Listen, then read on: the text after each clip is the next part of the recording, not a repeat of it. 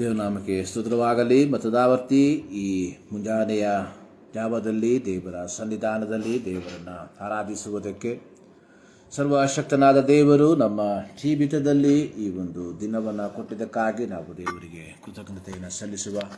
ಬನ್ನಿ ಪ್ರಾರ್ಥನೆಯೊಂದಿಗೆ ಇಂದಿನ ಆರಾಧನೆಯನ್ನು ನಾವು ಪ್ರಾರ್ಥನೆ ಮಾಡುವ. ಭೂಮಿ ಆಕಾಶವನ್ನು ಉಂಟು ಮಾಡಿರುವ ನಮ್ಮ ಪ್ರೀತಿಯ ತಂದೆಯಾದ ದೇವರೇ, ನಿಮ್ಮ ಪರಿಶುದ್ಧ ನಾಮಕ್ಕೆ ಸ್ತೋತ್ರ. ಮತದಾವರ್ತಿ ನಿಮ್ಮ ಸನ್ನಿಧಾನಕ್ಕೆ ನಾವು ಸೇರಿ ಬರುವಂಥವರಾಗಿದ್ದೇವೆ ಸ್ವಾಮಿ. ಈ ಮುಂಜಾನೆಯಲ್ಲಿ ಈ ವಾರದ ಮೊದಲನೇ ದಿನದಲ್ಲಿ ನಿಮ್ಮನ್ನು ಆರಾಧಿಸುವುದಕ್ಕೆ, ನಿಮ್ಮನ್ನು ಸ್ತುತಿಸುವುದಕ್ಕೆ ನಮ್ಮ ಜೀವಿತದಲ್ಲಿ ಕೊಟ್ಟಂಥ ಅವಕಾಶಕ್ಕಾಗಿ ಸ್ತೋತ್ರ. ಅನೇಕರಿಗೆ ಈ ಅವಕಾಶವು ಲಭಿಸದೆ ಕರ್ತನೆ ಆಗಿರುವಾಗ ನಮ್ಮ ಜೀವಿತದಲ್ಲಿ ನೀನು ಈ ಒಂದು ದಿನವನ್ನು, ಈ ಒಂದು ಸಂದರ್ಭವನ್ನು ಒದಗಿಸಿಕೊಟ್ಟಿದ್ದಿ. ಹೌದು ಕರ್ತನೆ, ದಾವೀದನು ಹಾಡಿದ ರೀತಿಯಲ್ಲಿ ನನ್ನ ಮನವೇ ಯೆಹೋವನನ್ನು ಕೊಂಡಾಡು, ನನ್ನ ಸರ್ವೇಂದ್ರಿಗಳೇ ಆತನ ಪವಿತ್ರ ನಾಮವನ್ನು ಕೀರ್ತಿಸಿರಿ. ನನ್ನ ಮನವೇ ಯೆಹೋವನನ್ನು ಕೊಂಡಾಡು, ಆತನ ಉಪಕಾರಗಳಲ್ಲಿ ಒಂದನ್ನು ಮರೆಯಬೇಡ ಎಂಬುದಾಗಿ ಈ ಮುಂಜಾನೆಯಲ್ಲಿ ಮತದಾವರ್ತಿ ಕಳೆದ ಒಂದು ವಾರ ನಮ್ಮ ಜೀವಿತದಲ್ಲಿ ಮಾಡಿದಂತಹ ಪ್ರತಿಯೊಂದು ಉಪಕಾರಗಳನ್ನು ನೆನೆಸಿ ಕೃತಜ್ಞತೆಯಿಂದ ನಿಮ್ಮನ್ನು ಆರಾಧಿಸುವುದಕ್ಕೆ ನಮ್ಮನ್ನು ಯೋಗ್ಯರನ್ನಾಗಿ ಮಾರ್ಪಡಿಸು. ಪ್ರತ್ಯೇಕವಾಗಿ 2024 4ನೇ ತಿಂಗಳಿನ ಪ್ರಾರಂಭ ಭಾನುವಾರ ನಿಮ್ಮ ಸನ್ನಿಧಾನಕ್ಕೆ ಸೇರಿ ಬರುವುದಕ್ಕೆ ನಮ್ಮ ಜೀವಿತದಲ್ಲಿ ಅವಕಾಶವನ್ನು ಕೊಟ್ಟಿದ್ದಿ, ಅದಕ್ಕಾಗಿ ಸ್ತೋತ್ರ. ಇಂದಿನ ಆರಾಧನೆಯನ್ನು ನಿಮ್ಮ ಕರಗಳಿಗೆ ಸಮರ್ಪಿಸ್ತಾ ಇದ್ದೇವೆ. ಆಡುವಂಥ ಹಾಡುಗಳು, ಧ್ಯಾನಿಸುವಂಥ ದೇವರ ವಾಕ್ಯ, ಎಲ್ಲದರ ಮೂಲಕ ದೇವರ ನಾಮ ಮಹಿಮೆ ಹೊಂದಲಿ ಎಂಬುದಾಗಿ ನಾವು ಪ್ರಾರ್ಥಿಸ್ತಾ ಇದ್ದೇವೆ. ಈ ಸಂದರ್ಭದಲ್ಲಿ ಕರ್ತನೆ, ನಮ್ಮ ದೇಶದಲ್ಲಿ, ನಮ್ಮ ರಾಜ್ಯದಲ್ಲಿ, ನಮ್ಮ ಪಟ್ಟಣಗಳಲ್ಲಿ ನಡೆಯುವಂಥ ಎಲ್ಲ ಪರಿಶುದ್ಧ ಆರಾಧನೆಗಳಿಗಾಗಿ ಸ್ತೋತ್ರ. ಎಲ್ಲ ಆರಾಧನೆಗಳ ಮೂಲಕ ದೇವರ ನಾಮ ಮಹಿಮೆ ಹೊಂದಲಿ. ಪ್ರಾರ್ಥನೆಗಳಿಗಾಗಿ ಸ್ತೋತ್ರ. ಯೇಸು ಕ್ರಿಸ್ತನ ಬುಧ ನಾಮದಲ್ಲಿ ಬಿಡುತ್ತೇವೆ ನಮ್ಮ ಪ್ರೀತಿಯ ತಂದೆ, ಆಮೇನ್. ದೇವನಾಮಕ್ಕೆ ಸ್ತೋತ್ರವಾಗಲಿ. ಮತ್ತು ದಾವರ್ತಿ ದೇವರ ಸನ್ನಿಧಾನದಲ್ಲಿ ದೇವರನ್ನು ಆರಾಧಿಸುವುದಕ್ಕೆ ದೇವರು ನಮ್ಮ ಜೀವಿತದಲ್ಲಿ ಈ ಒಂದು ಸಂದರ್ಭವನ್ನು, ಅವಕಾಶವನ್ನು ಕೊಟ್ಟಿದ್ದಾನೆ. ಆತನ ನಾಮವನ್ನು ನಾವು ಆರಾಧಿಸಿ ಆತನನ್ನು ನಾವು ಮಹಿಮೆ ಪಡಿಸುವಂಥವರಾಗಿರುವ ಒಂದು ಹಾಡಿನ ಕೆಲವು ಚರಣಗಳನ್ನು ಹಾಡಿ ಪ್ರಾರಂಭದಲ್ಲಿ ನಾವು ದೇವರ ನಾಮವನ್ನು ನಾವು ಮಹಿಮೆ ಪಡಿಸುವ. ಕುಂಬಾರನೇ ಕುಂಬಾರನೇ ಸೃಷ್ಟಿಕರ್ತನೆ, ಜೇಡಿ ಮಣ್ಣಾದ ನನ್ನನ್ನು ದೃಷ್ಟಿಸಿ ನೋಡಯ್ಯ ಎಂಬ ಹಾಡಿನ ಕೆಲವು ಚರಣಗಳನ್ನು ಹಾಡಿ ದೇವರ ನಾಮವನ್ನು ನಾವು ಮಹಿಮೆ ಪಡಿಸುವ. ಕುಂಬಾರನೇ ಕುಂಬಾರನೇ ಸೃಷ್ಟಿಕರ್ತನೇ,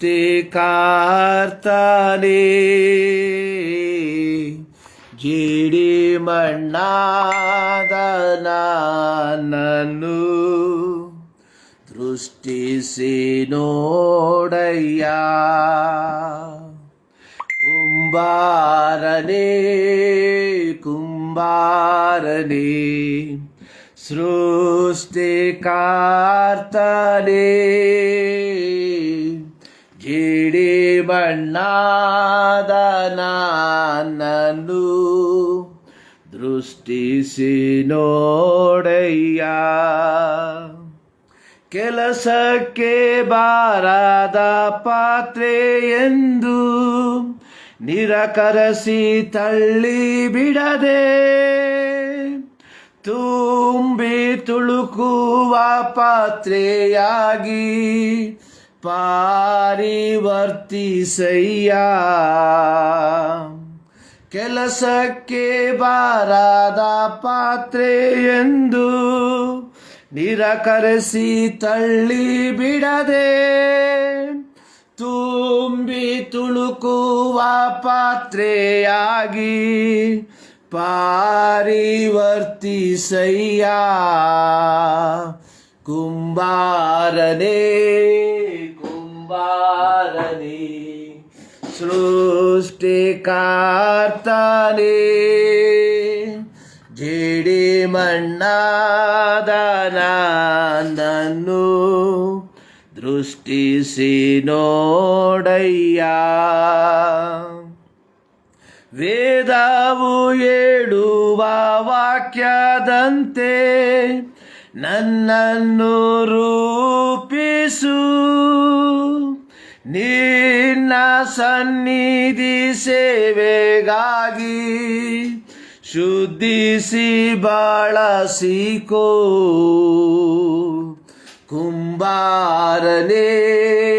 ಕುಂಬಾರನೇ ಸೃಷ್ಟಿಕರ್ತನೇ ಜೇಡಿ ಮಣ್ಣಾದ ನನ್ನನ್ನು ದೃಷ್ಟಿಸಿ ನೋಡಯ್ಯ.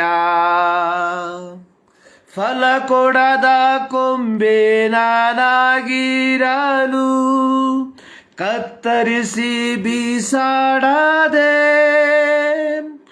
ಒಳ್ಳೆ ಫಲ ಕೊಡುವ ಕೊಂಬೆಯಾಗಿ ಪಾರಿವರ್ತಿಸಯ್ಯ. ಕುಂಬಾರನೇ ಕುಂಬಾರನೇ ಸೃಷ್ಟಿಕರ್ತನೇ ಜೇಡಿ ಮಣ್ಣಾದ ನನ್ನನ್ನು ದೃಷ್ಟಿಸಿ ನೋಡಯ್ಯ.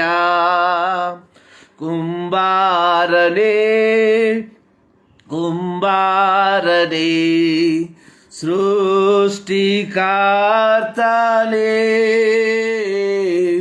ಜೇಡಿ ಮಣ್ಣಾದ ನನ್ನನ್ನು ದೃಷ್ಟಿಸಿ ನೋಡಯ್ಯ. ಹಲ್ಲೆಲೂಯಾ. ಕುಂಬಾರನೇ ಕುಂಬಾರನೇ ಸೃಷ್ಟಿಕರ್ತನೇ ಜೇಡಿ ಮಣ್ಣಾದ ನನ್ನನ್ನು ದೃಷ್ಟಿಸಿ ನೋಡಯ್ಯ.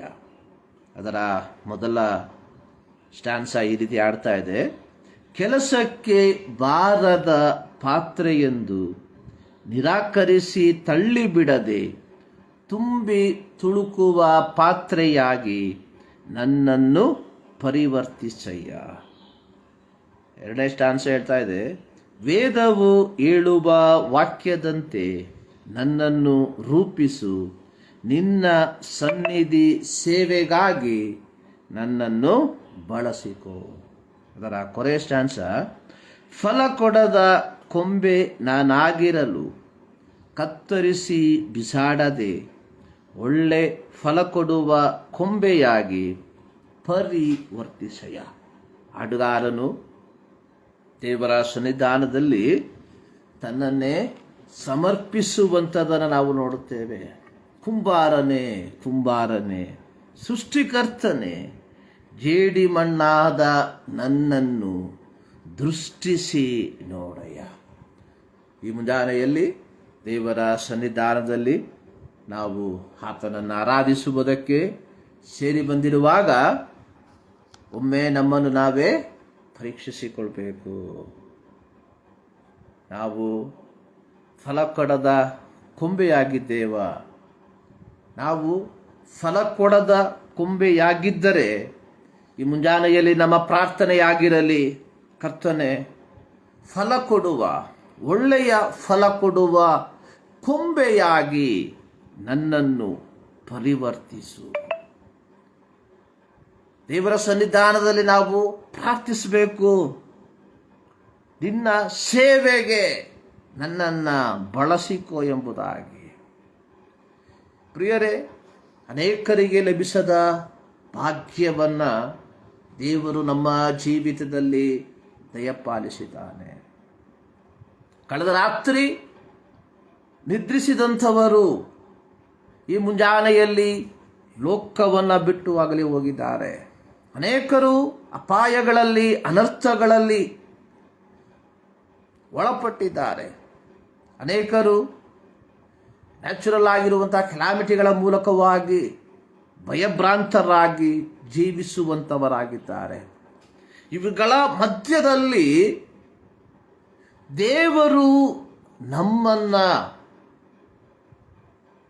ಅದ್ಭುತವಾಗಿ, ಅತಿಶಯಕರವಾಗಿ ಕಾಪಾಡಿ ನಮ್ಮ ಜೀವಿತಕ್ಕೆ ಬೇಕಾದಂತಹ ಪ್ರತಿಯೊಂದು ಕಾರ್ಯಗಳನ್ನು ಆತನು ದಯಪಾಲಿಸಿರುವಾಗ ಈ ಮುಂಜಾನೆಯಲ್ಲಿ ಎಷ್ಟರ ಮಟ್ಟಿಗೆ ನಾವು ಆತನನ್ನು ಆರಾಧಿಸುವಂಥವರಾಗಿರಬೇಕು. ಕೀರ್ತನೆ 40 ಅದರ 3ನೇ ವಾಕ್ಯದಲ್ಲಿ ಆತನು ನನ್ನ ಬಾಯಲ್ಲಿ ನೂತನ ಕೀರ್ತನೆಯನ್ನು ಹುಟ್ಟಿಸಿದ್ದಾನೆ. ಅದು ನಮ್ಮ ದೇವರ ಸ್ತೋತ್ರವೇ. ಆತನ ಮಹತ್ ಕಾರ್ಯಗಳನ್ನು ನೋಡಿದ ಅನೇಕರು ಭಯಭಕ್ತಿಯುಳ್ಳವರಾಗಿ ಯೆಹೋವನಲ್ಲಿ ನಂಬಿಕೆ ಇಡುವರು. ಇದು ದಾವೀದನು ಬರೆದಂತಹ ಒಂದು ಕೀರ್ತನೆ. ಇಲ್ಲಿ 3ನೇ ವಾಕ್ಯದಲ್ಲಿ ದಾವೀದನು ಹೇಳುವಂಥದ್ದು, ಆತನು ನನ್ನ ಬಾಯಲ್ಲಿ ನೂತನ ಕೀರ್ತನೆಯನ್ನ, he put a new song in my mouth.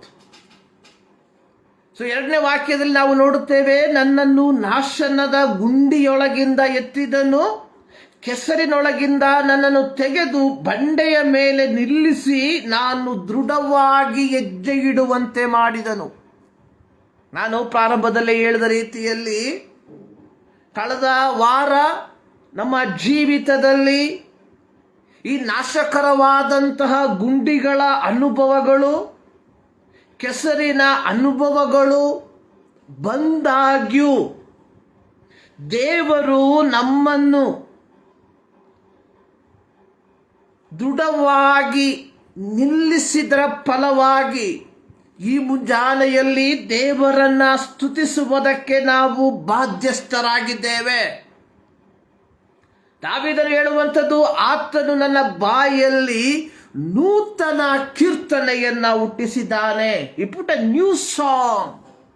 ಏನು ಹೊಸ ಕೀರ್ತನೆ? ಹೊಸ ಕೀರ್ತನೆ, ನೂತನ ಕೀರ್ತನೆ ಅನ್ನುವಂಥದ್ದು 103ನೇ ಕೀರ್ತನೆಯಲ್ಲಿ ನಾವು ನೋಡ್ತೇವೆ, ನನ್ನ ಮನವೇ ಯೆಹೋವನನ್ನು ಕೊಂಡಾಡು, ನನ್ನ ಸರ್ವೇಂದ್ರಿಗಳೇ ಆತನ ಪವಿತ್ರ ನಾಮವನ್ನು ಕೀರ್ತಿಸಿರಿ. ನನ್ನ ಮನವೇ ಯೆಹೋವನನ್ನು ಕೊಂಡಾಡು ಆತನ ಉಪಕಾರಗಳಲ್ಲಿ.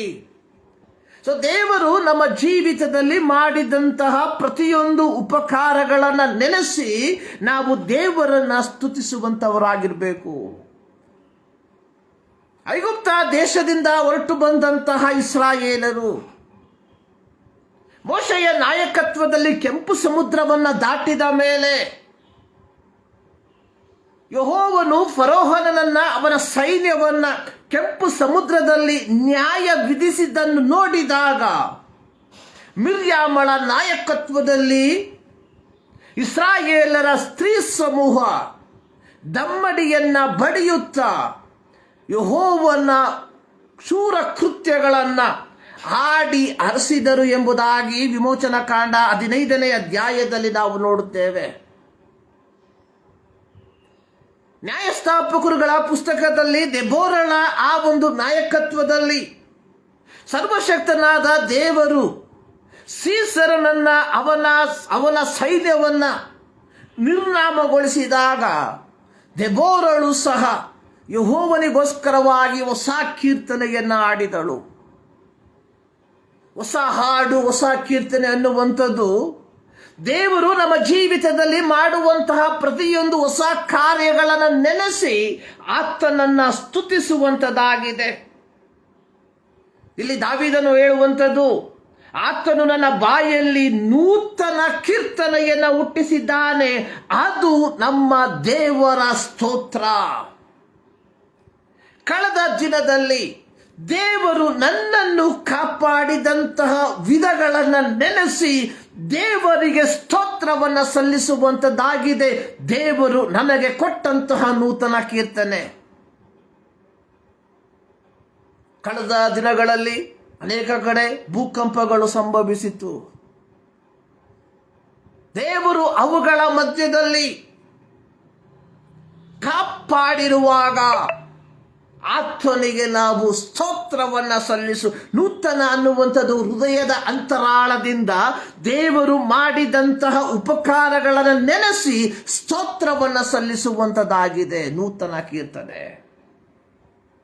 ನೂತನ ಕೀರ್ತನೆ ಎಂಬುದಾಗಿ ಹೇಳುವಾಗ ಹೊಸ ಹಾಡುಗಳನ್ನು ಬರೆಯಬೇಕು ಎಂಬುದಾಗಿ ಅಲ್ಲ. ಆ ರೀತಿ ದೇವರು ಹಾಡುಗಳನ್ನು ಬರೆಯುವುದಕ್ಕೆ ಅವಕಾಶವನ್ನು ಕೊಡುವುದಾದರೆ ಬರೆದು ಹಾಡುವಂಥದ್ದು ಉತ್ತಮ. ಆದರೆ ಇಲ್ಲಿ ನಾವು ಅರ್ಥ ಮಾಡಿಕೊಳ್ಳಬೇಕಾದಂತಹ ಸತ್ಯ, ನೂತನ ಅಥವಾ ಹೊಸ ಅನ್ನುವಂಥದ್ದು ಆ ಕ್ಷಣದಲ್ಲಿ ದೇವರು ನನ್ನ ಜೀವಿತದಲ್ಲಿ ಮಾಡಿದಂತಹ ಉಪಕಾರಗಳಿಗಾಗಿ ದೇವರಿಗೆ ಸ್ತೋತ್ರವನ್ನು ಸಲ್ಲಿಸುವಂಥದ್ದು. ಕೆಂಪು ಸಮುದ್ರವನ್ನು ದಾಟಿದ ಸಂದರ್ಭದಲ್ಲಿ ಮಿರ್ಯಾಮಳು ಸರ್ವಶಕ್ತನಾದ ದೇವರು ಐಗುಪ್ತದವರನ್ನ ನ್ಯಾಯ ವಿಧಿಸಿದ್ದನ್ನು ನೋಡಿ ಆತನಿಗೆ ಕೃತಜ್ಞತೆಯನ್ನು ಸಲ್ಲಿಸಿದಳು. ದೇವರೇ, ಪ್ರಿಯ ದೇವ ಮಕ್ಕಳೇ, ನಾವು ಈ ಮುಂಜಾನೆಯಲ್ಲಿ ದೇವರ ಸನ್ನಿಧಾನದಲ್ಲಿ ದೇವರನ್ನು ಆರಾಧಿಸುವುದಕ್ಕೆ ಸೇರಿ ಬಂದಿರುವಾಗ ಕಳೆದ ದಿನದಲ್ಲಿ ದೇವರು ನನ್ನ ಜೀವಿತದಲ್ಲಿ ಮಾಡಿದಂತಹ ಉಪಕಾರಗಳನ್ನು ನೆನೆಸಿ ನಾನು ದೇವರಿಗೆ ಕೃತಜ್ಞತೆಯನ್ನು ಸ್ತೋತ್ರವನ್ನು ಸಲ್ಲಿಸುವಂಥವನಾಗಿದ್ದೇನಾ? ಅಥವಾ ಹಳೆಯ ಕಾರ್ಯಗಳನ್ನು ನೆನೆಸಿ ನಾವು ದೇವರಿಗೆ ಸ್ತೋತ್ರವನ್ನು ಸಲ್ಲಿಸ್ತಾ ಇದ್ದೇವಾ? ಒಮ್ಮೆ ಯೋಚನೆ ಮಾಡಬೇಕಾದಂಥದ್ದು ಬಹಳ ಪ್ರಾಮುಖ್ಯ. ನೋಡಿ, ಅದರ 3ನೇ ವಾಕ್ಯದ 2ನೇ ಭಾಗದಲ್ಲಿ ಬರೆದಿರುವಂಥದ್ದು, ಆತನ ಮಹತ್ ಕಾರ್ಯಗಳನ್ನು ನೋಡಿದ ಅನೇಕರು.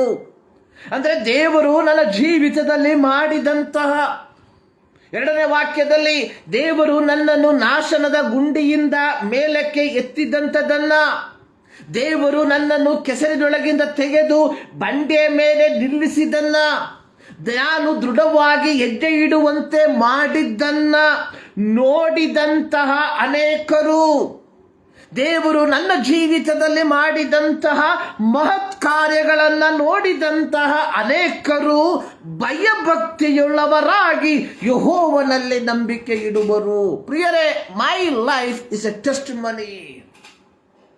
ದೇವರು ನನ್ನ ಜೀವಿತದಲ್ಲಿ ಮಾಡುವಂತಹ ಪ್ರತಿಯೊಂದು ಕಾರ್ಯಗಳನ್ನ ನನ್ನ ಸುತ್ತಮುತ್ತಲಿರುವ ಜನರು ನೋಡಿ ಅವರು ದೇವರಲ್ಲಿ ನಂಬಿಕೆ ಇಡುವಂಥವರಾಗಿ ಮಾರ್ಪಡ್ತಾರೆ. ನಾವು ದೇವರು ನನ್ನ ಜೀವಿತದಲ್ಲಿ ಮಹತ್ ಕಾರ್ಯಗಳನ್ನು ಮಾಡುವ ರೀತಿಯಲ್ಲಿ ದೇವರಿಗೆ ಮೆಚ್ಚುಗೆಯಾದ ಜೀವಿತವನ್ನು ನಾವು ಜೀವಿಸುತ್ತಿದ್ದೇವ ಎಂಬುವಂಥದ್ದನ್ನು ನಾವು ಪರೀಕ್ಷೆ ಮಾಡಿಕೊಳ್ಬೇಕು. ದೇವರು ನನ್ನ ಜೀವಿತದಲ್ಲಿ ಮಹತ್ ಕಾರ್ಯಗಳನ್ನು ಮಾಡುವುದಕ್ಕೆ ಸದಾ ಸಿದ್ಧನಾಗಿದ್ದಾನೆ. ಆದರೆ ಅನೇಕ ಸಂದರ್ಭಗಳಲ್ಲಿ ನನ್ನ ವೈಯಕ್ತಿಕ ಜೀವಿತ ದೇವರ ಮಹತ್ ಕಾರ್ಯ ನನ್ನ ಜೀವಿತದಲ್ಲಿ ಸಂಭವಿಸುವುದಕ್ಕೆ ಅಡ್ಡಿಯಾಗಿ ಮಾರ್ಪಟ್ಟಿದೆ. ಅದನ್ನು ನಾವು ಅರ್ಥ ಮಾಡಿಕೊಂಡು ದೇವರ ಮಹತ್ ಕಾರ್ಯ ನನ್ನ ಜೀವಿತದಲ್ಲಿ ನಡೆಯುವ ರೀತಿಯಲ್ಲಿ ನನ್ನ ಜೀವಿತವನ್ನು ಕ್ರಮಪಡಿಸಿಕೊಂಡು ನಾನು ಈ ಲೋಕದಲ್ಲಿ ಜೀವಿಸುವಂತಹ ವ್ಯಕ್ತಿಯಾಗಿದ್ದರೆ ಆತನ ಮಹತ್ ಕಾರ್ಯ ನನ್ನ ಜೀವಿತದಲ್ಲಿ ಉಂಟಾಗಿ ಇದನ್ನು ನೋಡುವಂತಹ ಅನೇಕರು ಯೆಹೋವನಲ್ಲಿ ಭಯಭಕ್ತಿ ಇಡುವುದಕ್ಕೆ ಕಾರಣವಾಗಿ ಮಾರ್ಪಡ್ತದೆ. See, our life should be a testimony. ನಮ್ಮ ಜೀವಿತ ಇತರರಿಗೆ ಒಂದು ಸಾಕ್ಷಿಯಾಗಿರಬೇಕು. Our life should be a gospel to our neighborhood. ನನ್ನ ಜೀವಿತ ನನ್ನ ನೆರೆಹೊರೆಯವರಿಗೆ ಒಂದು ಸುವಾರ್ತೆಯಾಗಿ ಮಾರ್ಪಡಬೇಕು. So we are all expecting a good things from God. ದೇವರಿಂದ ಹೊಸ ಕಾರ್ಯಗಳನ್ನು, ದೇವರಿಂದ ಮೇಲುಗಳನ್ನು ನಾವು ಎದುರು ನೋಡುವಂಥವರಾಗಿದ್ದೇವೆ. ಆದರೆ ನಾವು ಎದುರು ನೋಡುವ ರೀತಿಯಲ್ಲಿ ದೇವರ ಕಾರ್ಯಗಳು ನಮ್ಮ ಜೀವಿತದಲ್ಲಿ ನಡೆಯದೇ ಇರುವುದಕ್ಕೆ ಕಾರಣ ನಮ್ಮ ಜೀವಿತ ದೈವಿಕವಾದಂತಹ ರೀತಿಯಲ್ಲಿ ಇಲ್ಲದೆ ಇರುವಂಥದ್ದಾಗಿದೆ. ಈ ಮುಂಜಾನೆಯಲ್ಲಿ ದೇವರ ಸನ್ನಿಧಾನದಲ್ಲಿ ನಮ್ಮನ್ನೇ ಒಮ್ಮೆ ಪರೀಕ್ಷೆ ಮಾಡಿಕೊಳ್ಳುವ. ದಾವೀದನು ಹೇಳಿದ ರೀತಿಯಲ್ಲಿ ಆತನು ನನ್ನ ಬಾಯಲ್ಲಿ ನೂತನ ಕೀರ್ತನೆಯನ್ನು ಹುಟ್ಟಿಸಿದ್ದಾನೆ, ಅದು ನಮ್ಮ ದೇವರ ಸ್ತೋತ್ರವೇ. ಈ ಮುಂಜಾನೆಯ ಸಂದರ್ಭದಲ್ಲಿ ದೇವರ ವಾಕ್ಯ ಧ್ಯಾನಕ್ಕಾಗಿ ನಾವು ಆರಿಸಿಕೊಂಡಿರುವಂತಹ ಶೀರ್ಷಿಕೆ encounter with the risen Lord. ಪುನರುತ್ಥಾನ ಹೊಂದಿದ ಯೇಸುವಿನೊಂದಿಗೆ ಮುಖಾಮುಖಿಯಾಗಿ ಸಂಧಿಸುವಂಥದ್ದು. Encounter with the risen Lord. ಯೇಸು ಸ್ವಾಮಿ ತನ್ನ ಸೇವೆಯನ್ನ ಪೂರ್ತಿಗೊಳಿಸಿ ಮಾನವ ಕುಲದ ಪಾಪಗಳ ಪರಿಹಾರಕ್ಕೋಸ್ಕರವಾಗಿ ತನ್ನನ್ನು ತಾನೇ ಯಜ್ಞಾರ್ಪಿತನಾಗಿ ಅರ್ಪಿಸಿದ ನಂತರ ಆತನು ಮೂರನೇ ದಿನದಲ್ಲಿ ಪುನರುತ್ಥಾನವನ್ನು ಹೊಂದಿದನು. ಯೇಸು ತನ್ನ ಸೇವೆಯ ಸಂದರ್ಭದಲ್ಲಿ ಸುಮಾರು 3 ಬಾರಿ ತನ್ನ ಮರಣ ಪುನರುತ್ಥಾನದ ಕುರಿತಾಗಿ ತನ್ನ ಶಿಷ್ಯರಿಗೆ ತಿಳಿಸಿರುವಂಥದ್ದನ್ನು ನಾವು ನೋಡುವಂಥವರಾಗಿದ್ದೇವೆ. ಯೋಹಾನನ ಸುವಾರ್ತೆ ಅದರ 20ನೇ ಅಧ್ಯಾಯವನ್ನು ನಾವು ಕಲಿಯುವಂತಹ ಸಂದರ್ಭದಲ್ಲಿ 20ನೇ ಅಧ್ಯಾಯ ಪ್ರಾರಂಭವಾಗುವಂಥದ್ದು ವಾರದ ಮೊದಲನೆಯ ದಿನದಲ್ಲಿ ಮಗ್ದಲದ ಮರಿಯಳು ಮುಂಜಾನೆ ಇನ್ನೂ ಕತ್ತಲೆ ಇರುವಾಗಲೇ ಸಮಾಧಿಯ ಬಳಿಗೆ ಬಂದು ಸಮಾಧಿಯ ಕಲ್ಲು ಅಲ್ಲಿಂದ ತೆಗೆದಿರುವುದನ್ನು ಕಂಡಳು.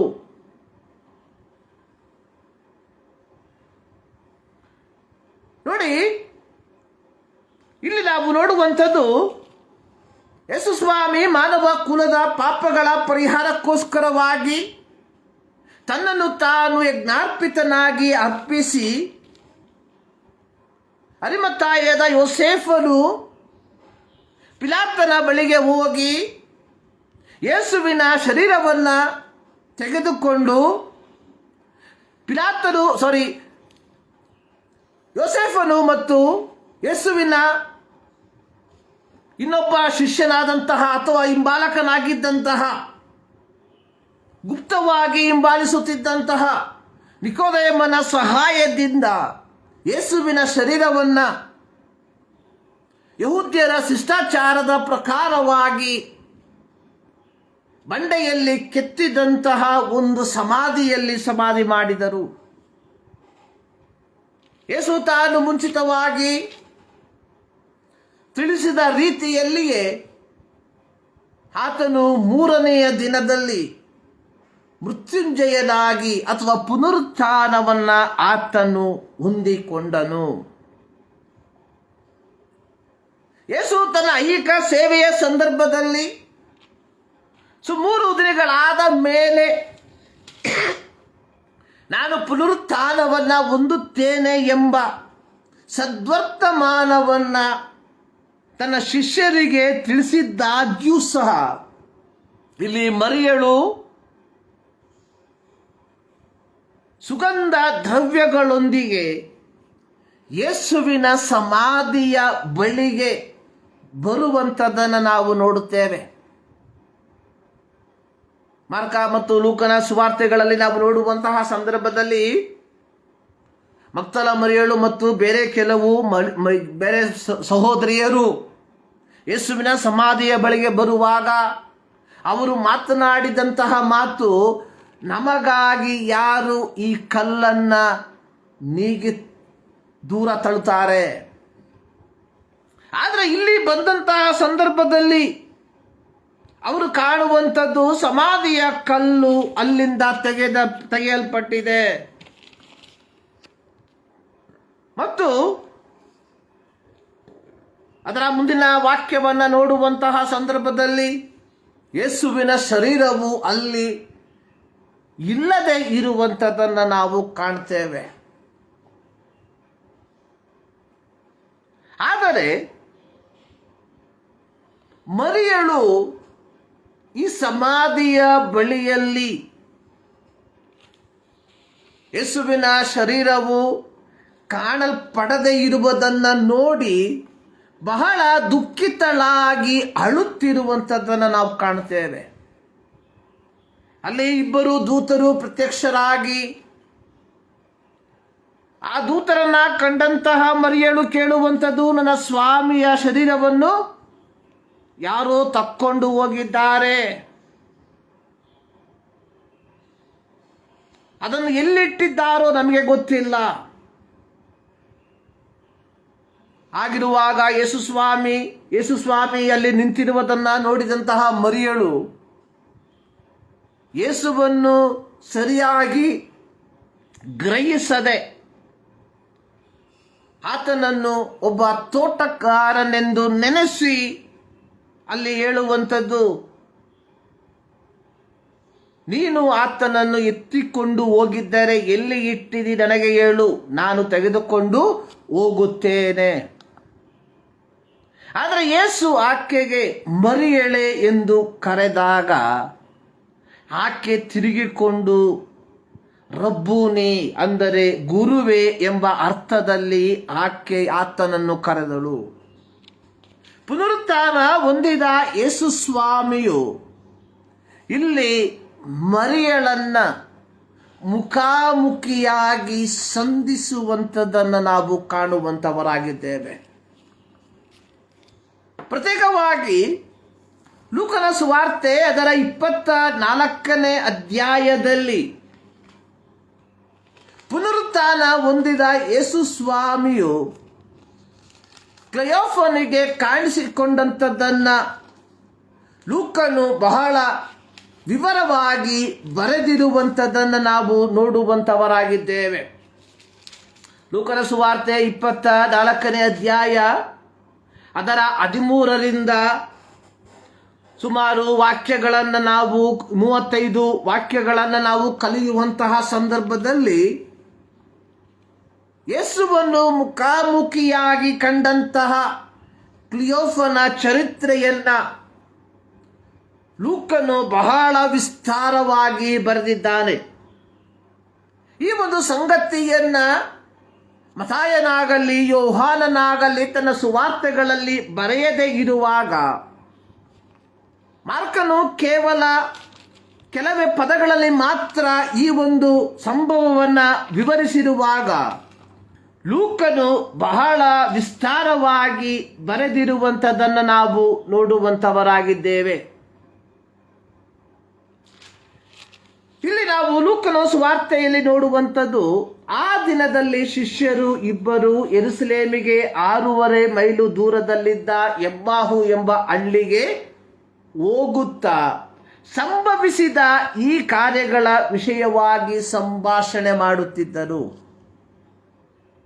ಯೇಸು ಪಸ್ಕಾ ಹಬ್ಬದ ಆ ಒಂದು ಸಂದರ್ಭದಲ್ಲಿ ತನ್ನೊಂದಿಗಿದ್ದ ಶಿಷ್ಯರಿಗೆ ಹೇಳಿದಂತಹ ಒಂದು ಮಾತು, ನನ್ನನ್ನು ಮಹಾಯಾಜಕರು ಮತ್ತು ಶಾಸ್ತ್ರಿಗಳು ಅಧಿಕಾರಿಗಳಿಗೆ ಒಪ್ಪಿಸಿಕೊಡುತ್ತಾರೆ, ಅವರು ನನ್ನನ್ನು ಶಿಲುಬೆಗೆ ಹಾಕುವರು, ಆದರೆ ನಾನು ನಿಮ್ಮನ್ನು ಪುನರುತ್ಥಾನ ಹೊಂದಿದ ನಂತರ ಗಲಿಲಾಯದಲ್ಲಿ ಕಾಣುತ್ತೇನೆ ಎಂಬುವಂಥದ್ದನ್ನು. ಯೇಸುವಿನ ಈ ಮಾತಿನ ಅರ್ಥವನ್ನು ಸರಿಯಾಗಿ ಗ್ರಹಿಸದೇ ಇದ್ದಂತಹ ಶಿಷ್ಯರಲ್ಲಿ ಈ ಇಬ್ಬರು ಯೇಸುವಿನ ಮರಣ ಪುನರುತ್ಥಾನದ ನಂತರ ಲೂಕನ ಸುವಾರ್ತೆಯನ್ನು ನಾವು ಕಲಿಯುವಂತಹ ಸಂದರ್ಭದಲ್ಲಿ ಇಲ್ಲಿ ನಾವು ನೋಡುವಂಥದ್ದು ಯೇಸುವಿನ ಪುನರುತ್ಥಾನದ ಕಾರ್ಯಗಳನ್ನು ಲೂಕ 24ನೇ ಅಧ್ಯಾಯದಲ್ಲಿ ಪ್ರಾರಂಭದ 12 ವಾಕ್ಯದಲ್ಲಿ ನಾವು ನೋಡುತ್ತೇವೆ. ಯಾಕೆಂದರೆ ಸಬ್ಬತ್ ದಿನ ವಿಶ್ರಾಮದ ನಂತರವಾಗಿ ವಾರದ ಮೊದಲನೇ ದಿನದಲ್ಲಿ ಕೆಲವು ಸ್ತ್ರೀಯರು ಸಮಾಧಿಯ ಬಳಿಗೆ ಹೋಗುವಂಥದ್ದನ್ನು, ಅಲ್ಲಿ ಹೋದಾಗ ಯೇಸುವಿನ ದೇಹ ಕಾಣದೇ ಇರುವಂಥದ್ದನ್ನು, ಇಬ್ಬರು ದೇವದೂತರು ಪ್ರತ್ಯಕ್ಷನಾಗುವಂಥದ್ದನ್ನು, ಆ ಸ್ತ್ರೀಯರು ಅವರನ್ನು ನೋಡಿ ಭಯಪಡುವಂಥದ್ದನ್ನು, ಆ ದೇವದೂತರು ಆ ಸ್ತ್ರೀಯರಿಗೆ ಸತ್ತವರೊಳಗೆ ಬದುಕಿರುವವರನ್ನು ಹುಡುಕುವುದೇನು ಎಂಬ ಪ್ರಶ್ನೆಯನ್ನು ಕೇಳುವಂಥದ್ದನ್ನು ಮತ್ತು ಆತನು ನಿಮ್ಮನ್ನು ಗಲಿಲಾಯದಲ್ಲಿ ಕಾಣುವನು ಎಂಬ ಹೇಳಿದ ಮಾತನ್ನು ಜ್ಞಾಪಕಪಡಿಸುವಂಥದ್ದನ್ನು ಎಲ್ಲವನ್ನು ನಾವು ನೋಡುತ್ತೇವೆ. ಇದನ್ನು ಕಂಡಂತಹ ಕೇಳಿದಂತಹ ಸ್ತ್ರೀಯರು ಈ ಮಾತುಗಳನ್ನು ಶಿಷ್ಯರಿಗೆ ತಿಳಿಸಿದರು. ಅದರ 10ನೇ ವಾಕ್ಯದಲ್ಲಿ ನಾವು ನೋಡುವಂಥದ್ದು ಲೂಕನ ಬರೆದ ಸುವಾರ್ತೆ 24ನೇ ಅಧ್ಯಾಯ 10ನೇ ವಾಕ್ಯ. ಆ ಸ್ತ್ರೀಯರು ಯಾರೆಂದರೆ ಮಗ್ದಲದ ಮರಿಯಳು, ಯೋಹಾನಳು, ಯಾಕೋಬನ ತಾಯಿಯಾದ ಮರಿಯಳು ಇವರೇ. ಇವರ ಜೊತೆಯಲ್ಲಿದ್ದ ಬೇರೆ ಸ್ತ್ರೀಯರು ಸಹ ಅಪೊಸ್ತಲರಿಗೆ ಈ ಸಂಗತಿಗಳನ್ನು ಹೇಳಿದರೂ ಅವರು ನಂಬಲಿಲ್ಲ. ಆ ಮಾತುಗಳು ಅವರಿಗೆ ಬರೀ ಹರಟೆಯಾಗಿ ತೋರಿದವು. ಆ ದಿನದಲ್ಲಿ ಯೇಸು ಸ್ವಾಮಿ ತನ್ನ ಐಹಿಕ ಸೇವೆಯ ಸಮಯದಲ್ಲಿ ತಾನು ಶ್ರಮೆಯನ್ನು ಅನುಭವಿಸಿ ಶಿಲುಬೆಯಲ್ಲಿ ಮರಣ ಹೊಂದಿ 3ನೇ ದಿನದಲ್ಲಿ ಪುನರುತ್ಥಾನವನ್ನು ಹೊಂದುತ್ತೇನೆ ಎಂಬ ಹೇಳಿದ ಮಾತುಗಳನ್ನು ಬಹಳ ಸ್ಪಷ್ಟವಾಗಿ ಹೇಳಿದ್ದನ್ನ, ಇವೆಲ್ಲವನ್ನ ಆತನು ಹೇಳಿದ್ದಾಗ್ಯೂ ಆತನ ಶಿಷ್ಯರು ಆತನ ಪುನರುತ್ಥಾನವನ್ನ ನಂಬದೆ ಹೋದರು. ಲೂಕನು ಇಲ್ಲಿ ಬರೆದಿರುವಂಥದ್ದು, ಈ ಸ್ತ್ರೀಯರು ಹೇಳಿದಂತಹ ಮಾತು ಅವರಿಗೆ ಕೇವಲ ಬರೀ ಹರಟೆಯ ಮಾತಾಗಿ ಕೇಳಿಸಲ್ಪಟ್ಟಿತು ಎಂಬುದಾಗಿ. ಇಲ್ಲಿ ಯೇಸು ಸ್ವಾಮಿ ಹೇಳಿರುವಂಥದ್ದು, ನಾನು ನಿಮ್ಮನ್ನು ಗಲಿಲಾಯದಲ್ಲಿ ಭೇಟಿ ಮಾಡ್ತೇನೆ. ಆದರೆ ಇಲ್ಲಿ ಇಬ್ಬರು ಯೇಸುವಿನ ಸಂಗಡವಿದ್ದಂತಹ 12 ಶಿಷ್ಯರಲ್ಲಿ ಒಳಪಟ್ಟಂಥವರಲ್ಲ, ಆದರೆ ಯೇಸುವನ್ನು ಹಿಂಬಾಲಿಸಿದಂತಹ ಶಿಷ್ಯರಲ್ಲಿ ಇಬ್ಬರು. ನಡೆದಂತಹ ಸಂಗತಿಗಳನ್ನು ಲಕ್ಷ್ಯಕ್ಕೆ ತೆಗೆದುಕೊಳ್ಳದೆ ಅವರು ಹಿಂತಿರುಗಿ ತಮ್ಮ ವಾಸಸ್ಥಳಕ್ಕೆ ಯೆರೂಸಲೇಮಿನಿಂದ ಎಮ್ಮಾಹು ಎಂಬ ಹಳ್ಳಿಗೆ ಪ್ರಯಾಣ ಬಳಸುವಂಥದ್ದನ್ನು ನಾವು ನೋಡ್ತೇವೆ. ನೋಡಿ, ಇಲ್ಲಿ ನಾವು ಈ ಒಂದು ವಾಕ್ಯಗಳನ್ನು ನೋಡುವಂತಹ ಸಂದರ್ಭದಲ್ಲಿ ಅವರಿಬ್ಬರು ಸಂಭಾಷಣೆಯನ್ನು ಮಾಡ್ತಾ ಇದ್ದಾರೆ. ಪ್ರತ್ಯೇಕವಾಗಿ 18ನೇ ವಾಕ್ಯದಲ್ಲಿ ನಾವು ನೋಡುವಂಥದ್ದು, ಅವರಲ್ಲಿ ಕ್ಲಯೋಫನ್ ಎಂಬುವವನು, ಒಬ್ಬ ವ್ಯಕ್ತಿಯ ಹೆಸರು ಬರೆಯಲ್ಪಟ್ಟಿದೆ, ಮತ್ತೊಬ್ಬ ವ್ಯಕ್ತಿಯ ಹೆಸರು ಇಲ್ಲಿ ನಾವು ಕಾಣಲ್ಪಡೋದಿಲ್ಲ. ಯೆರೂಸಲೇಮಿನಲ್ಲಿ ನಡೆದ ಕಾರ್ಯಗಳ ಕುರಿತಾಗಿ ಅವರು ಚರ್ಚಿಸಿ ಮುಂದಕ್ಕೆ ಹೋಗುತ್ತಿರುವಾಗ ಅವರ ಸಂಭಾಷಣೆಯ ನಡುವೆ ಯೇಸುವಿನ ಆಮಂತ್ರಣ. ಅವರಿಗೆ ಬಂದಂತಹ ಅವರ ಮಧ್ಯದಲ್ಲಿ ಬಂದಂತಹ ಯೇಸು ಸ್ವಾಮಿ ಅವರು ಮಾತನಾಡುವಂತಹ ವಿಷಯಗಳ ಕುರಿತಾಗಿ ಸೂಕ್ಷ್ಮವಾಗಿ ವಿಚಾರಿಸುವಂಥದ್ದನ್ನು ನಾವು ನೋಡುತ್ತೇವೆ.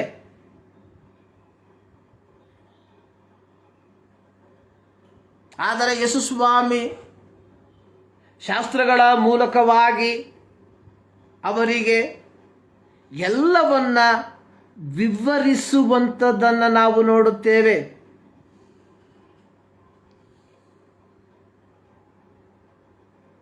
ಅದರ 25ನೇ ವಾಕ್ಯದಲ್ಲಿ ನಾವು ನೋಡುತ್ತೇವೆ, ಎಲ್ಲ ಬುದ್ಧಿ ಇಲ್ಲದವರೇ, ಪ್ರವಾದಿಗಳು ಹೇಳಿದ್ದೆಲ್ಲವನ್ನು ನಂಬುವುದರಲ್ಲಿ ಮಂದ ಹೃದಯವರೇ, ಕ್ರಿಸ್ತನು ಇಂಥ ಶ್ರಮಗಳನ್ನು ಅನುಭವಿಸಿ ತನ್ನ ಮಹಾಪದವಿಗೆ ಸೇರುವುದು ಅಗತ್ಯವಾಗಿತ್ತಲ್ಲವೇ ಎಂದು ಹೇಳಿ ಮೋಶೆಯ ಮತ್ತು ಎಲ್ಲ ಪ್ರವಾದಿಗಳ ಗ್ರಂಥಗಳ ಮೊದಲುಗೊಂಡು ಸಮಸ್ತ ಗ್ರಂಥಗಳಲ್ಲಿ ತನ್ನ ವಿಷಯವಾಗಿ ಸೂಚನೆಗಳನ್ನು ಅವರಿಗೆ ವಿವರಿಸಿದನು.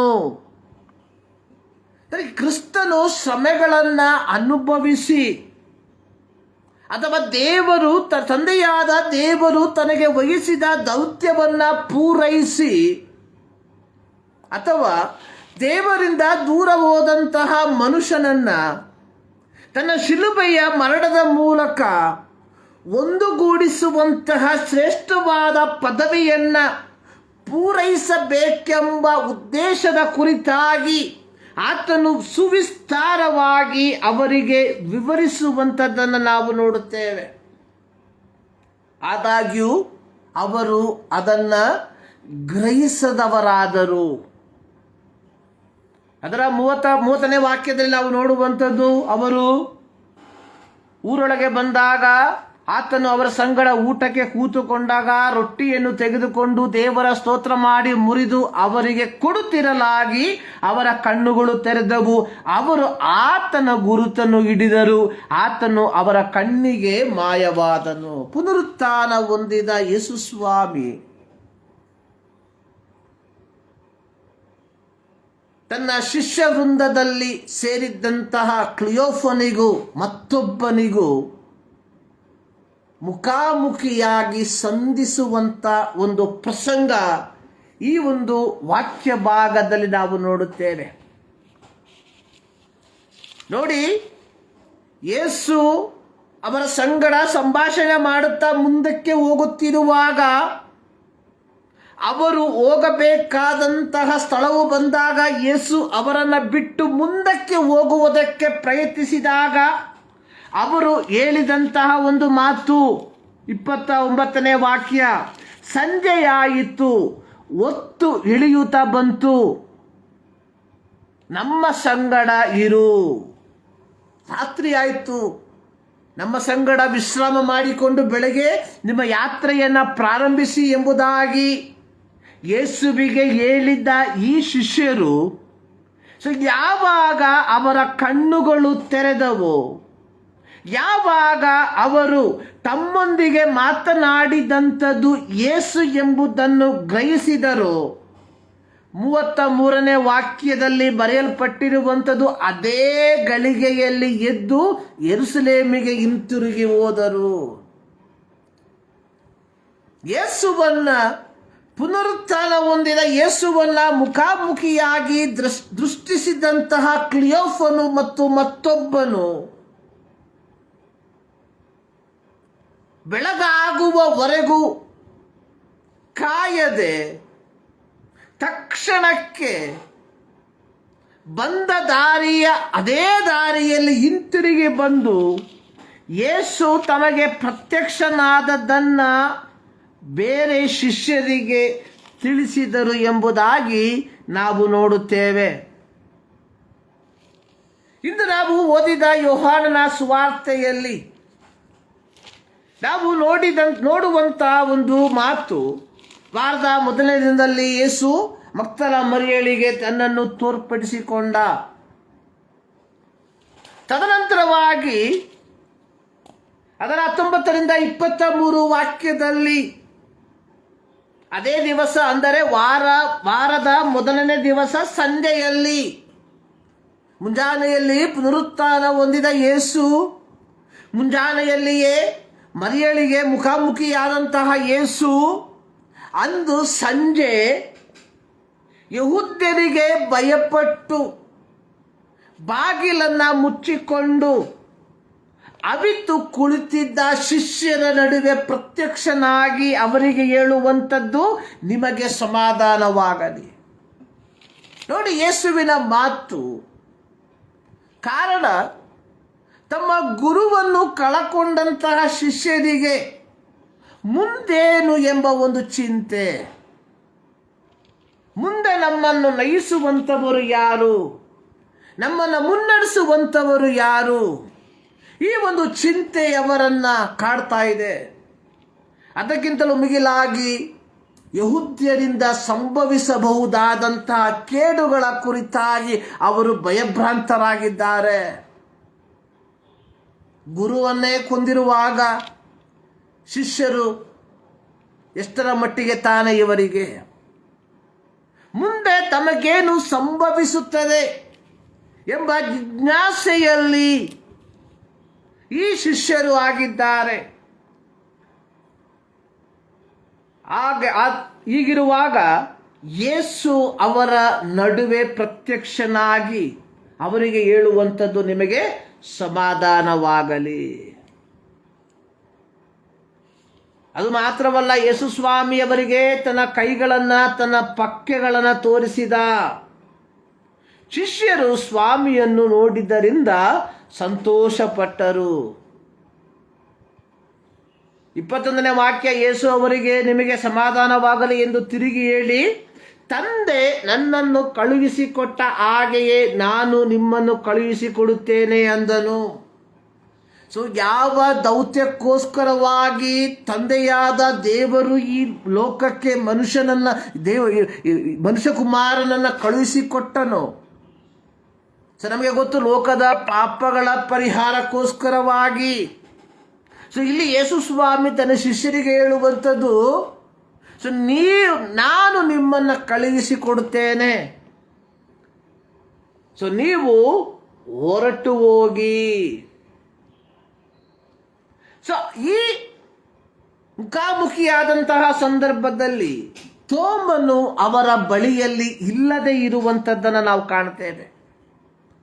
ಸೊ ತೋಮನಿಗೆ ಶಿಷ್ಯರು ಈ ವಿಷಯವನ್ನು ಹೇಳಿದಾಗ ತೋಮನು ಹೇಳುವಂಥದ್ದು, ನಾನು ಆತನ ಕೈಗಳಲ್ಲಿ ಮೊಳೆಗಳಿಂದ ಗಾಯವನ್ನು ನೋಡಿ ಆ ಮೊಳೆಯ ಗಾಯದಲ್ಲಿ ನನ್ನ ಬೆರಳನ್ನು ಇಟ್ಟು ಆತನ ಪಕ್ಕೆಯಲ್ಲಿ ನನ್ನ ಕೈಯನ್ನು ಹಾಕಿದ ಹೊರತು ನಿಮ್ಮ ಮಾತನ್ನು ನಂಬುವುದೇ ಇಲ್ಲ.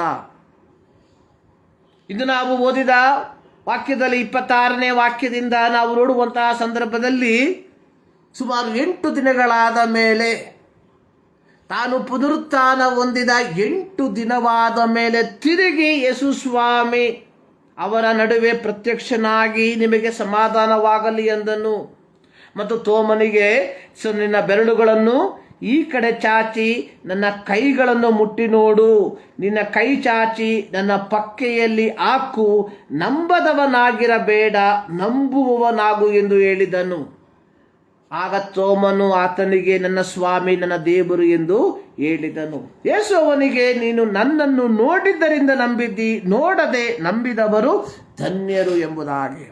ಇಲ್ಲಿ ಪುನರುತ್ಥಾನ ಹೊಂದಿದ ಯೇಸು ಸ್ವಾಮಿ ಆತನು ಆತನು ತನ್ನ ಶಿಷ್ಯರನ್ನ ಮುಖಾಮುಖಿಯಾಗಿ ಸಂಧಿಸುವಂಥದ್ದನ್ನು ನಾವು ನೋಡುತ್ತೇವೆ. ಅಪೊಸ್ತಲರ ಕೃತ್ಯವನ್ನು ನಾವು ಕಲಿಯುವಂತಹ ಸಂದರ್ಭದಲ್ಲಿ 9ನೇ ಅಧ್ಯಾಯದಲ್ಲಿ ಯೇಸು ಸ್ವಾಮಿ ಪೌಲನಿಗೆ ತನ್ನನ್ನು ತಾನೇ ತೋರ್ಪಡಿಸಿಕೊಳ್ಳುವಂಥದ್ದನ್ನು ನಾವು ನೋಡುತ್ತೇವೆ. ಅಪೊಸ್ತಲರ ಕೃತ್ಯ 9ನೇ ಅಧ್ಯಾಯ ಸೌಲನ ಚರಿತ್ರೆಯನ್ನ ನಮಗೆ ತಿಳಿಸುವಂಥದ್ದು. ಸೌಲನು ಕರ್ತನ ಶಿಷ್ಯರ ಮೇಲೆ ರೌದ್ರಾವತಾರವನ್ನು ತಾಳಿ ಅವರನ್ನ ಸಂಹಾರ ಮಾಡಬೇಕೆಂಬ ಉದ್ದೇಶದಿಂದ ಮಹಾಯಾಜಕರ ಪತ್ರದೊಂದಿಗೆ ಆತನು ದಮಸ್ಕ ಎಂಬ ಪಟ್ಟಣಕ್ಕೆ ಪ್ರಯಾಣವನ್ನು ಬಳಸುವಂಥದ್ದು. ದಮಸ್ಕದ ಬೀದಿಯಲ್ಲಿ ಪೌಲನಿಗೆ ಅಥವಾ ಸೌಲನಿಗೆ ಒಂದು ವಾಣಿ, ಸೌಲನು ಒಂದು ಪ್ರಕಾಶವನ್ನು ಕಾಣುವಂಥದ್ದು. ಅಲ್ಲಿ ಕರ್ತನ ಪ್ರಶ್ನೆ, ಸೌಲನೇ ಸೌಲನೇ ನನ್ನನ್ನು ಯಾಕೆ ಹಿಂಸೆ ಪಡಿಸುತ್ತಿ? ಈ ಶಬ್ದಕ್ಕೆ ಪೌಲನ್ನು ಕೇಳುವಂಥದ್ದು, ಕರ್ತನೇ ನೀನ್ಯಾರು? ಸೊ ಇದರ ಚರಿತ್ರೆ ನಮಗೆ ಬಹಳ ಪರಿಚಯವಿರುವಂಥದ್ದು. ಯೇಸುಸ್ವಾಮಿ ಪುನರುತ್ಥಾನ ಹೊಂದಿದ ನಂತರವಾಗಿ ಶಿಷ್ಯರಿಗೆ ತಮಗೆ ಕೊಟ್ಟಂತಹ ಜವಾಬ್ದಾರಿಯನ್ನು ಅವರು ಪೂರೈಸುತ್ತಿರುವಾಗ ಇದೇ ಯಹೂದ್ಯರಲ್ಲಿ ಹುಟ್ಟಿದಂತಹ ಪರಿಸಾಯನಾಗಿದ್ದಂತಹ ಈ ಸೌಲನು ಸಭೆಯನ್ನು ಹಿಂಸಿಸುವುದಕ್ಕೆ ಪ್ರಾರಂಭಿಸಿದ. ಆದರೆ ಪುನರುತ್ಥಾನ ಹೊಂದಿದ ಯೇಸು ಸ್ವಾಮಿ ಇಲ್ಲಿ ಸೌಲನಿಗೆ ತನ್ನನ್ನು ತಾನೇ ಪ್ರತ್ಯಕ್ಷಪಡಿಸುವಂಥದ್ದನ್ನು ನಾವು ನೋಡುತ್ತೇವೆ. ಸೊ ಇಲ್ಲಿ ಪೌಲನಿಗೆ ಪ್ರತ್ಯಕ್ಷನಾದಾಗ ಅದರ ಚರಿತ್ರೆಯನ್ನು ನಾವು ನೋಡುವಂಥದ್ದು. ತದನಂತರವಾಗಿ ಸೌಲನು ಪೌಲನಾಗಿ ಹೊಸ ಒಡಂಬಡಿಕೆಯಲ್ಲಿ ಸೌಲನ ಕುರಿತಾಗಿ ಯೇಸುಸ್ವಾಮಿ ದಮಸ್ಕದಲ್ಲಿದ್ದಂತಹ ಅನನ್ಯ ಎಂಬ ಶಿಷ್ಯನಿಗೆ ಹೇಳಿದಂಥದ್ದು, ನೀನು ಹೋಗು, ಆ ಮನುಷ್ಯನು ಅನ್ಯ ಜನರಿಗೂ ಅರಸುಗಳಿಗೂ ಇಸ್ರಾಯೇಲರಿಗೂ ನನ್ನ ಹೆಸರನ್ನು ತಿಳಿಸುವುದಕ್ಕಾಗಿ ನಾನು ಆರಿಸಿಕೊಂಡ ಸಾಧನವಾಗಿದ್ದಾನೆ. ಅವನು ನನ್ನ ಹೆಸರಿನ ನಿಮಿತ್ತ ಎಷ್ಟೋ ಹಿಂಸೆಯನ್ನು ಅನುಭವಿಸಬೇಕೆಂಬುದನ್ನು ನಾನೇ ಅವನಿಗೆ ತೋರಿಸುವೆನು. ಪುನರುತ್ಥಾನ ಹೊಂದಿದ ಯೇಸುಸ್ವಾಮಿ ಪೌಲನನ್ನ ಅಥವಾ ಸೌಲನನ್ನ ಮುಖಾಮುಖಿಯಾಗಿ ಸಂಧಿಸಿದ್ದು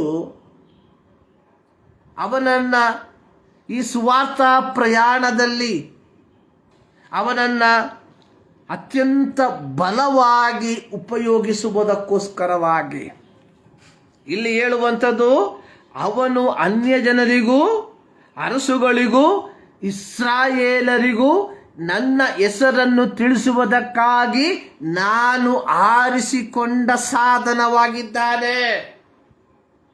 ಪ್ರಿಯ ದೇವ ಜನರೇ, ಪುನರುತ್ಥಾನ ಹೊಂದಿದ ಯೇಸು ಸ್ವಾಮಿ ನನ್ನನ್ನ ನಿನ್ನನ್ನ ಆರಿಸಿಕೊಂಡಿರುವಂಥದ್ದು ಈ ಲೋಕದಲ್ಲಿ ನಿನಗೆ ಮನೆಗಳನ್ನ ಮಠಗಳನ್ನ ಕೊಡುವುದಕ್ಕೋಸ್ಕರವಾಗಿ ಅಲ್ಲ. ಇಂದು ಅನೇಕರು ಪ್ರಸಂಗಿಸುವಂಥದ್ದು, ಯೇಸುವಿನ ಬಳಿಗೆ ಬಂದರೆ ನಿಮಗೆ ಮನೆಗಳು ಮಠಗಳು ಸಿಕ್ಕುತ್ತದೆ ಎಂಬುದಾಗಿ. ಯೋಹಾನನ ಸುವಾರ್ತೆಯಲ್ಲಿ ನಾವು ನೋಡಿದ್ವಿ, ಅಲ್ಲಿ ಪುನರುತ್ಥಾನ ಹೊಂದಿದ ಯೇಸು ಸ್ವಾಮಿ ತನ್ನ ಶಿಷ್ಯರಿಗೆ ತೋರ್ಪಡಿಸಿಕೊಂಡಂತಹ ಸಂದರ್ಭದಲ್ಲಿ ಅವರಿಗೆ ಹೇಳಿದ್ದು, ತಂದೆ ನನ್ನನ್ನು ಕಳುಹಿಸಿಕೊಟ್ಟ ಹಾಗೆಯೇ ನಾನು ನಿಮ್ಮನ್ನು ಕಳುಹಿಸಿಕೊಡುತ್ತೇನೆ. ಯಾವುದಕ್ಕೋಸ್ಕರವಾಗಿ? ಮತ್ತಾಯನ ಸುವಾರ್ತೆ ಅದರ 28ನೇ ಅಧ್ಯಾಯದಲ್ಲಿ ನಾವು ನೋಡುವಂಥದ್ದು, ಪರಲೋಕದಲ್ಲಿಯೂ ಭೂಲೋಕದಲ್ಲಿಯೂ ಎಲ್ಲ ಅಧಿಕಾರವು ನನಗೆ ಕೊಡಲ್ಪಟ್ಟಿದೆ. ನೀವು ಹೊರಟು ಹೋಗಿ ಎಲ್ಲ ದೇಶಗಳ ಜನರನ್ನು ನನ್ನ ಶಿಷ್ಯರನ್ನಾಗಿ ಮಾಡಿರಿ. ಅಪೊಸ್ತಲರ ಕೃತ್ಯ 1ನೇ ಅಧ್ಯಾಯದಲ್ಲಿ ನೋಡಿ, ಪುನರುತ್ಥಾನ ಹೊಂದಿದ ಯೇಸು ಆತನು ಪರಲೋಕಕ್ಕೆ ಒಯ್ಯಲ್ಪಡುವುದಕ್ಕಿಂತ ಮುಂಚಿತವಾಗಿ ಆತನ ಬಳಿಗೆ ಬಂದಂತಹ ಶಿಷ್ಯರು ಯೇಸುವಿಗೆ ಕೇಳಿದಂತಹ ಒಂದು ಪ್ರಶ್ನೆ, ಸ್ವಾಮಿ, ನೀನು ಇದೇ ಕಾಲದಲ್ಲಿ ಇಸ್ರಾಯೇಲ್ ಜನರಿಗೆ ರಾಜ್ಯವನ್ನು ತಿರುಗಿ ಸ್ಥಾಪಿಸಿಕೊಡುವಿಯೋ? ನೋಡಿ, ಈ ಕಾಲದಲ್ಲಿ ಯಾವ ರೀತಿಯಾಗಿ ಕ್ರೈಸ್ತರೆಂಬುದಾಗಿ ಹೇಳಿಕೊಳ್ಳುತ್ತಿರುವಂಥವರು ಯೇಸುವಿನಿಂದ ಆರ್ಥಿಕವಾದ ಮೇಲುಗಳನ್ನು ಎದುರು ನೋಡುತ್ತಿದ್ದಾರೋ, ಹಾಗೆಯೇ ಆ ಕಾಲದಲ್ಲಿ ಇದ್ದಂತಹ ಯಹೂದ್ಯರು ಯೇಸುವನ್ನು ಒಬ್ಬ ಐಹಿಕ ರಾಜನಾಗಿ ಕಾಣುವುದಕ್ಕೆ ಬಯಸಿದರು. ಇಂದು ನಾವುಗಳು ಸಹ ಯೇಸುವನ್ನು ನಮ್ಮ ಆತ್ಮರಕ್ಷಕನು, ನಮ್ಮನ್ನು ಪಾಪಗಳಿಂದ ಬಿಡುಗಡೆ ಮಾಡುವವನು ಎಂಬುವುದಕ್ಕಿಂತಲೂ ಮಿಗಿಲಾಗಿ ನಮ್ಮ ಆಸೆಗಳನ್ನು ಪೂರೈಸುವ ವ್ಯಕ್ತಿಯ ರೀತಿಯಲ್ಲಿ ನೋಡುವುದಕ್ಕೆ ಬಯಸುವಂಥವರಾಗಿದ್ದೇವೆ. ಪ್ರತ್ಯೇಕವಾಗಿ ಅನೇಕ ಇಂಡಿಪೆಂಡೆಂಟ್ ಆಗಿ ಬೆಳೆಯುವಂತಹ ಸಭೆಗಳು ಪೆಂಟೆಕೋಸ್ ಹೆಸರಿನಲ್ಲಿ ಬೆಳೆಯುತ್ತಿರುವಂತಹ ಸಭೆಗಳು ಜನರಿಗೆ ಹೇಳುವಂಥದ್ದು, ಯೇಸುವಿನ ಬಳಿಗೆ ಬಂದರೆ ನಿಮ್ಮ ಕಷ್ಟಗಳು ಪರಿಹಾರ ಆಗ್ತದೆ ಎಂಬುದಾಗಿ. ಯೇಸು ಸ್ವಾಮಿ 2000 ವರ್ಷಗಳ ಹಿಂದೆ ಲೋಕಕ್ಕೆ ಬಂದಂಥದ್ದು ನನ್ನನ್ನು ಕ್ರೈಸ್ತನನ್ನಾಗಿ ಮಾರ್ಪಡಿಸಿ ನನ್ನ ಕಷ್ಟಗಳನ್ನು ಪರಿಹಾರ ಮಾಡುವುದಕ್ಕೋಸ್ಕರವಾಗಿ ಅಲ್ಲ. ನಾನು ಕ್ರೈಸ್ತನಾಗಿ ಮಾರ್ಪಟ್ಟರೆ ನನ್ನನ್ನು ಆರ್ಥಿಕವಾಗಿ ಸದೃಢರನ್ನಾಗಿ ಮಾಡುವುದಕ್ಕಾಗಿ ಅಲ್ಲ ಯೇಸು ಸ್ವಾಮಿ ಲೋಕಕ್ಕೆ ಬಂದಂಥದ್ದು. ಯೇಸು ಸ್ವಾಮಿ ಲೋಕಕ್ಕೆ ಬಂದಂತಹ ಏಕೈಕ ಉದ್ದೇಶ ಯೋಹಾನನ ಸುವಾರ್ತೆಯಲ್ಲಿ ನಾವು ನೋಡುವಂಥದ್ದು, ತನ್ನ ಬಳಿಗೆ ಬರುವಂತಹ ಯೇಸುವನ್ನು ನೋಡಿ ಯೋಹಾನನು ಹೇಳಿದು, ಇಗೋ ದೇವರು ನೇಮಿಸಿದ ಕುರಿಮರಿ ಲೋಕದ ಪಾಪಗಳನ್ನು ಹೊತ್ತುಕೊಳ್ಳುತ್ತಾನೆ. ಯೋಹಾನ 1:29. ಮರುದಿನ ಯೋಹಾನನು ತನ್ನ ಕಡೆಗೆ ಬರುವ ಯೇಸುವನ್ನು ನೋಡಿ, ಅಗೋ ಯಜ್ಞಕ್ಕೆ ದೇವರು ನೇಮಿಸಿದ ಕುರಿ ಲೋಕದ ಪಾಪವನ್ನು ನಿವಾರಣೆ ಮಾಡುವನು. ನೋಡಿ, ಯೇಸುವಿನ ಜನನದ ಸಂದರ್ಭದಲ್ಲಿ ಗಬ್ರಿಯೇಲ್ ದೇವದೂತನು ಯೋಸೇಫನಿಗೆ ಹೇಳಿದಂತಹ ಒಂದು ಮಾತು, ಮತ್ತಾಯ 1:20 21 21 ಎಲೆ ಯೋಸೆಫನೇ, ದಾವಿದನ ವಂಶದವನೇ, ನಿನ್ನ ಹೆಂಡತಿಯಾದ ಮರಿಯಳನ್ನು ಸೇರಿಸಿಕೊಳ್ಳುವುದಕ್ಕೆ ಅಜ್ಜಬೇಡ. ಆಕೆಯ ಗರ್ಭವು ಪವಿತ್ರಾತ್ಮದಿಂದಲೇ ಆದದ್ದು. ಆಕೆಯು ಒಬ್ಬ ಮಗನನ್ನು ಹಡೆಯುವಳು. ನೀನು ಆತನಿಗೆ ಯೇಸು ಎಂದು ಹೆಸರಿಡಬೇಕು. ಯಾಕೆಂದರೆ ಆತನೇ ತನ್ನ ಜನರನ್ನು ಅವರ ಪಾಪಗಳಿಂದ ಬಿಡಿಸಿ ಕಾಯುವನು. ಯೇಸುವಿನ ಈಗ ಜನನದ ಉದ್ದೇಶ ನಿನ್ನನ್ನ ಆರ್ಥಿಕವಾಗಿ ಸದೃಢ ಮಾಡುವಂಥದ್ದಲ್ಲ, ಬದಲಾಗಿ ದೇವರಿಂದ ದೂರ ಹೋದಂತಹ ನನ್ನನ್ನು ತನ್ನ ಯಜ್ಞದ ಮೂಲಕ, ಆತನ ಶಿಲುಬೆಯ ಮರಣದ ಮೂಲಕ, ಆತನ ರಕ್ತದ ಮೂಲಕ ನನ್ನ ಪಾಪಗಳಿಗೆ ಪರಿಹಾರವನ್ನು ಕಲ್ಪಿಸಿ ನನ್ನನ್ನು ದೇವರೊಂದಿಗೆ ಒಂದುಗೂಡಿಸುವಂಥದ್ದು. ಇದೇ ನಿಜವಾದ ಸುವಾರ್ತೆ, ಇದೇ ನಿಜವಾದ ಕ್ರೈಸ್ತತ್ವ. ನೋಡಿ, ಪುನರುತ್ಥಾನ ಹೊಂದಿದ ಯೇಸು ಸ್ವಾಮಿ ಅಲ್ಲಿ ತನ್ನ ಶಿಷ್ಯರಿಗೆ ಹೇಳುವಂತಹ ಮಾತು, ನಾನು ನಿಮ್ಮನ್ನ ಕಳುಹಿಸಿಕೊಡ್ತೇನೆ. ಅಪೊಸ್ತಲರ ಕೃತ್ಯದಲ್ಲಿ ನಾವು ನೋಡಿದ್ವಿ, ಪೌಲನು ದಮಸ್ಕದಲ್ಲಿರುವಂತಹ ಕ್ರೈಸ್ತರನ್ನ ಬೇಡಿ ಹಾಕುವುದಕ್ಕೆ, ಅವರನ್ನು ಸೆರೆಯಲ್ಲಿ ಹಾಕುವುದಕ್ಕೆ ಮಹಾಯಾಜಕನ ಪತ್ರದೊಂದಿಗೆ ಹೋದಂತಹ ಸಂದರ್ಭದಲ್ಲಿ ದಮಸ್ಕದಲ್ಲಿರುವಂತಹ ಅನನ್ಯನೆಂಬ ಶಿಷ್ಯನಿಗೆ ಕರ್ತನು ಹೇಳುವಂಥದ್ದು, ನಾನು ಇವನನ್ನು ಆರಿಸಿಕೊಂಡಿದ್ದೇನೆ. ಯಾತಕ್ಕೋಸ್ಕರವಾಗಿ?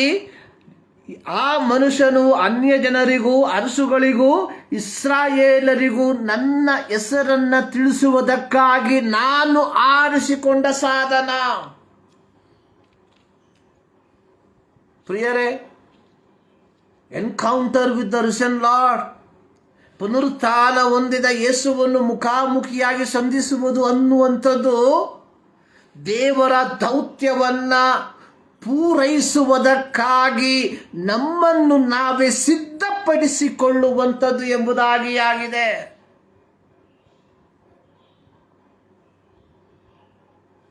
ಆದಿಕಾಂಡ ಪುಸ್ತಕ 32ನೇ ಅಧ್ಯಾಯದಲ್ಲಿ ಯಾಕೋಬನು ಯಬೋಕ್ ನದಿಯ ತೀರದಲ್ಲಿ ದೇವದೂತನನ್ನ ಮುಖಾಮುಖಿಯಾಗಿ ಕಾಣುವಂಥದ್ದನ್ನು ನಾವು ನೋಡುತ್ತೇವೆ.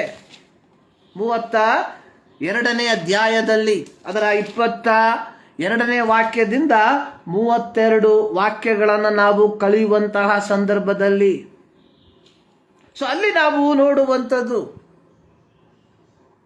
ಯಾಕೋಬನು ದೇವದೂತನ ಸಂಗಡ ಒಂದು ಹೋರಾಡುವಂಥದ್ದನ್ನು ನಾವು ನೋಡುತ್ತೇವೆ. ಅಲ್ಲಿ ಯಾಕೋಬನ ಒಂದು ಬೇಡಿಕೆ, ನೀನು ನನ್ನನ್ನು ಆಶೀರ್ವದಿಸಿದ ಹೊರತು ನಿನ್ನನ್ನು ಬಿಡುವುದಿಲ್ಲ. ಅನೇಕರು ಈ ವಾಕ್ಯವನ್ನ ಒಂದು ಭೌತಿಕವಾದ ಆಶೀರ್ವಾದದೊಂದಿಗೆ ತುಲನೆ ಮಾಡುವಂಥದ್ದನ್ನು ನಾವು ನೋಡುತ್ತೇವೆ. ನೋಡಿ, ಯಾಕೋಬನು ಅತ್ಯಂತ ಬಲಿಷ್ಠನಾದ ಐಶ್ವರ್ಯವಂತನಾದ ವ್ಯಕ್ತಿಯಾಗಿದ್ದ.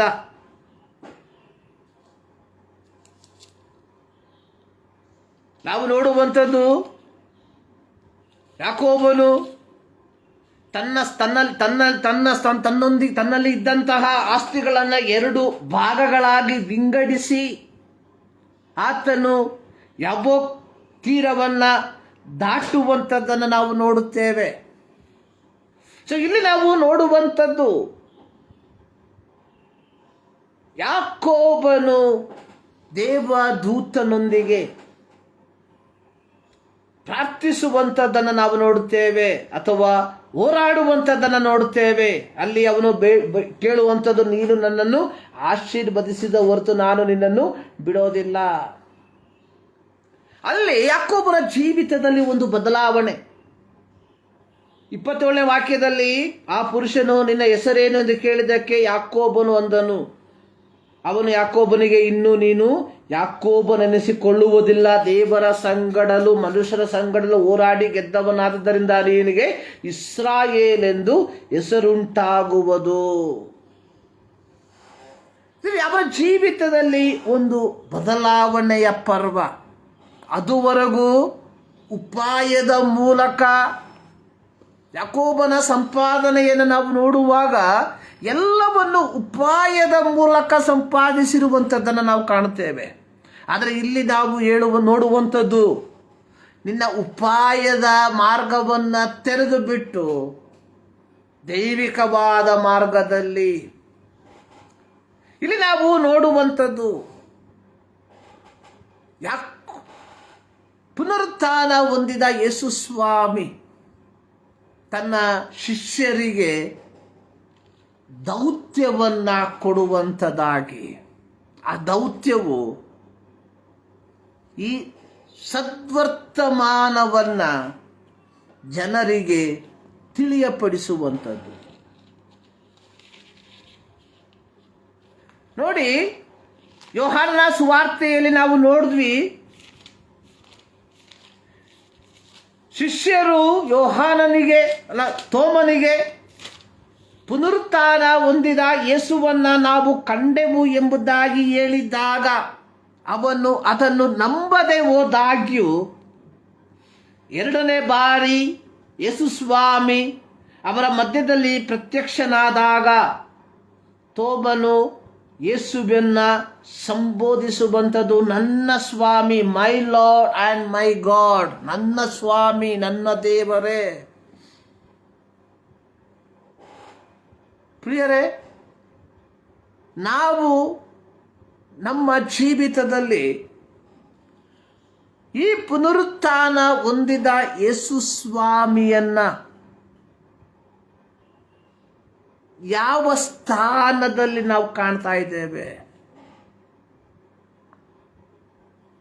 ಅಥವಾ ಈ ಪುನರುತ್ಥಾನ ಹೊಂದಿದ ಯೇಸು ಸ್ವಾಮಿ ತನ್ನ ಶಿಷ್ಯರಿಗೆ ಕೊಟ್ಟಂತಹ ದೌತ್ಯವನ್ನ ಅವರು ಯಾವ ರೀತಿಯಾಗಿ ಪೂರೈಸಿದರೋ ಹಾಗೆ ನಾವುಗಳು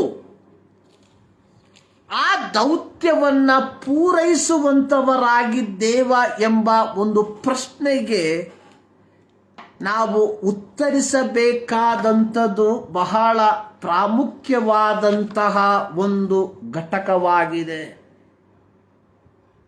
ಅನೇಕ ಸಂದರ್ಭಗಳಲ್ಲಿ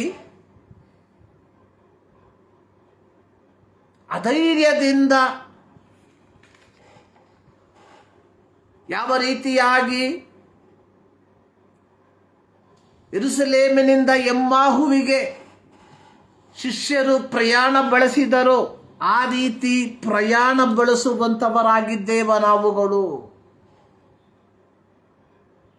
ನಮ್ಮನ್ನೇ ನಾವೇ ಒಮ್ಮೆ ಪರೀಕ್ಷಿಸಿಕೊಳ್ಳಬೇಕಾದಂಥದ್ದು ಬಹಳ ಪ್ರಾಮುಖ್ಯ.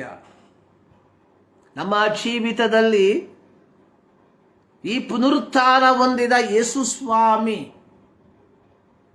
ಕೆಲವು ದೌತ್ಯಗಳನ್ನು ನಮಗೆ ವಹಿಸಿದ್ದಾನೆ.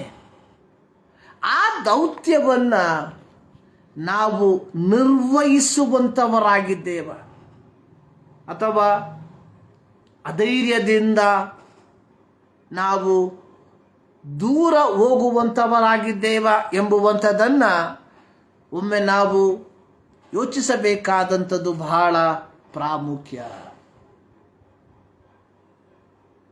ಯೇಸುವಿನ ಮಾತಿಗೆ ವಿಧೇಯರಾದಂತಹ ಶಿಷ್ಯರು ತದನಂತರವಾಗಿ ನಾವು ನೋಡುವಂಥದ್ದು ಪಂಚಾಶತಮ ದಿನದ ಆ ಪವಿತ್ರಾತ್ಮನ ಆ ಅಭಿಷೇಕ ಅವರನ್ನು ಧೈರ್ಯವಂತರನ್ನಾಗಿ ಮಾರ್ಪಡಿಸಿ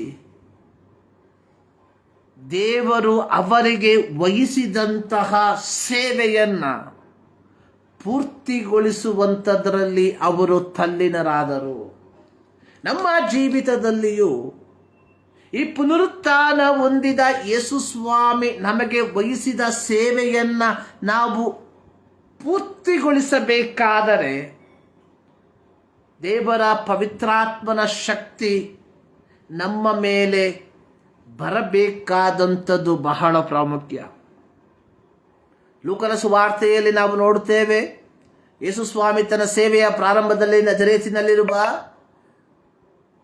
ಯಹೂದ್ಯರ ದೇವಾಲಯಕ್ಕೆ ಹೋದಾಗ ಇಷಾಯನ ಪ್ರವಾದನ ಗ್ರಂಥದ ಸುರುಳಿ ಅವನ ಕೈಗೆ ಕೊಡಲ್ಪಟ್ಟಾಗ ಆತನು ಓದಿದಂತಹ ವೇದ ಭಾಗ, ಕರ್ತನ ಆತ್ಮನು ನನ್ನ ಮೇಲೆ ಅದೇ, ಆತನು ನನ್ನನ್ನು ಬಡವರಿಗೆ ಶುಭ ವರ್ತಮಾನವನ ಸಾರುವುದಕ್ಕೆ ಅಭಿಷೇಕಿಸಿದ್ದಾನೆ. ಮತ್ತಾಯನ ಸುಸರಿ ನಾವು ಅಪೊಸ್ತಲರ ಕೃತ್ಯದಲ್ಲಿ ನಾವು ನೋಡುತ್ತೇವೆ, ಪವಿತ್ರಾತ್ಮನ ಶಕ್ತಿ ನಿಮ್ಮ ಮೇಲೆ ಬರಲು ನೀವು ಯೆರೂಸಲೇಮಿನಲ್ಲಿಯೂ ಯೂದಾಯದಲ್ಲಿಯೂ ಭೂಮಿಯ ಕಡೆಯವರೆಗೂ ನನಗೆ ಸಾಕ್ಷಿಗಳಾಗುವಿರಿ ಎಂಬ ಆ ಒಂದು ಪದವನ್ನು ನಾವು ನೋಡುತ್ತೇವೆ.